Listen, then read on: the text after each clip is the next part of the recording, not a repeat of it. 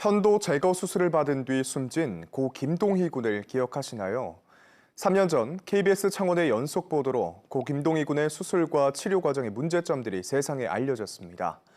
이후 응급의료기관이 정당한 사유 없이 응급 환자를 거부하거나 기피할 수 없도록 한 이른바 동희법이 국회를 통과하기도 했죠.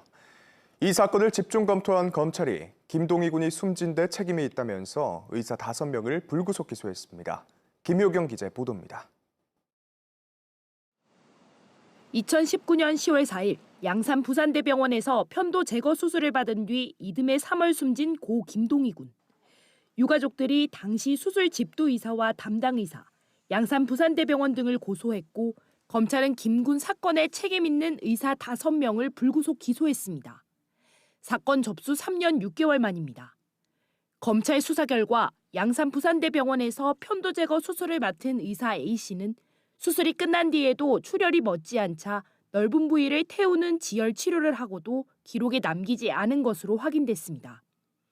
또 김 군이 음식과 약을 먹지 못하는 등 집중 관리가 필요했지만 보호자에게 응급 상황 대처법 등을 추가로 설명하지 않았고 경과 관찰도 소홀했다고 검찰은 판단했습니다. 김 군은 퇴원 이튿날 여전히 몸이 좋지 않아 부산의 또 다른 병원에 입원했습니다. 김 군은 입원 뒤 기침과 함께 피를 토하는 증상을 보였지만 당시 당직 의사 B 씨는 대학 후배인 의사 C 씨에게 업무를 맡기고 무단으로 자리를 비운 것으로 확인됐습니다. 또 B 씨는 당직 간호사의 연락에도 김 군의 상태를 확인하지 않은 채 다른 병원으로 옮기라는 결정을 내렸고 대리 당직을 하던 C 씨조차 119 구급대가 올 때까지 아무런 응급 조치를 하지 않았습니다. 치료 골든타임을 허비한 것. 검찰은 당시 안일한 대처로 김 군이 뇌손상을 입었다고 판단했습니다. 이후 119 구급요원은 양산 부산대병원에 김 군에 대한 응급의료를 요청했습니다.